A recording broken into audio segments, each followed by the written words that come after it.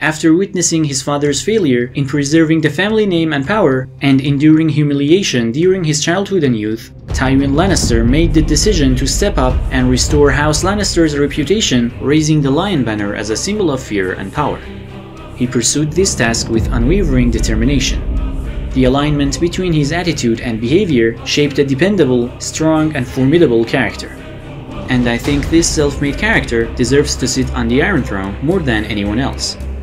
It is easy to point to many positive qualities that Tywin Lannister possesses.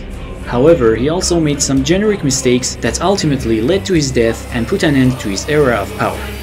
In this video, we will analyze 3 big mistakes that Tywin Lannister made in the Game of Thrones series. Number 1. Trying to eradicate opponents. For Tywin Lannister, every encounter, whether it be on the battlefield or a conversation with a family member, is a strategic maneuver in the game of power and influence. And for him, winning in any confrontation involves a complete extermination of the other side. The development of this feature might have something to do with his long-term obsession with regaining his family's glory. In this way, he tries to make sure that the danger is averted. Also, this approach is the exact opposite pole of the way his father used to deal with situations. Did you know your father, my lord? I did. I grew up with him. He loved us. He was a good man. But a weak man. A weak man who nearly destroyed our house and name. In any case, Tywin applies this philosophy in every aspect of his life. The only time we see him deviate from this role is when he forms a connection with Arya Stark at Harrenhal Castle. It seems like seeing her as a cupbearer who is at his mercy puts Tywin's mind at ease. And that's why he starts showing affection toward her, as she can never threaten Tywin's value system. But beyond this rare, more private instances, Tywin is a horrifying force and never really recognizes other person's desires or feelings. He is only willing to negotiate on his terms. As a result, in face-to-face interactions, he often makes the other party uncomfortable by invading their privacy or making them wait.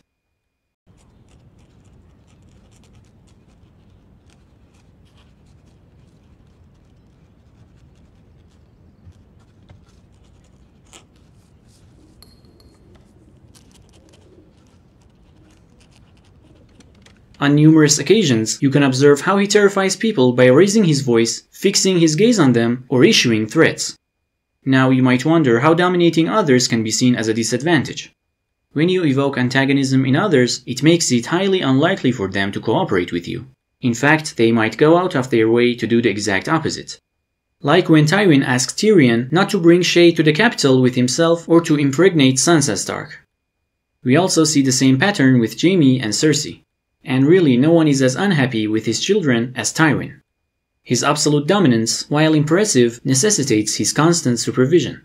He needs to control the whole situation to make sure others are on the right track, which requires a lot of energy. On a more coarse level, Tywin's tendency to eradicate his enemies and showing no mercy puts his family and reputation in danger. For one thing, others always have to tiptoe around Lannisters and cannot fully trust them. Moreover, violent acts like the Red Wedding and the horrific murder of Ilya Martell resulted in long-term grudges that impeded any potential collaborations between the Lannisters and several other houses. In some places, the highborn frown upon those of low birth. In other places, the rape and murder of women and children is considered distasteful. And in this way, Tywin's enemies actively try to find ways to hurt his reputation and destroy him. Number 2. Making lousy allies. Tywin Lannister is a character that has a knack for finding opportunities and seeing his opponent's weaknesses, but the price he has to pay for being an opportunistic person is forming alliance with individuals that have the same quality. But unlike him, they don't usually possess the distinctive qualities that make a good ruler or confederate. People like Walder Frey and Roose Bolton are not really capable or even trustworthy individuals, and Tyrells only try to advance their own ambition rather than providing genuine support or loyalty to Tywin. In contrast, Starks are excellent at finding loyal and trustworthy individuals by showcasing determination and commitment to their beliefs. We see how Robb Stark gathered 20,000 men to invade Westeros despite being a young man who has never participated in a real battle before. Surely Tywin has more charisma than Robb Stark, but he cannot fully trust anyone and prefers to opt for those who serve his goals at that moment. Okay, so we get to Tywin Lannister's biggest mistake, which I think all Game of Thrones fans agree upon. But before that, we would be really happy if you can take a moment to like this video and subscribe to our channel. Now number 3. Hating Tyrion. Lannisters don't act like fools. Tywin expects Lannisters to be smart, and by smart he means looking for opportunities to find out their opponent's weakness and make the right move. The same way he saw the opportunity to arrange Cersei and Loras Tyrell's wedding by leveraging the fact that Loras could potentially become Kingsguard, or using Robb Stark's inability to commit to his promise to Lord Frey to marry his daughter. Despite having a lot more in common with Tyrion on this matter, Tywin can never convince himself to appreciate his remarkable mental abilities. Now, if you want to make a case in Tywin's defense, Tyrion generally has a different approach, often resorting to negotiate and clever tricks to persuade others, which doesn't align with Tywin's authoritative demeanor. But we all know that it goes well beyond these methodological differences. Why? Why? You ask that? You who killed your mother to come into the world? You are an ill-made, spiteful little creature.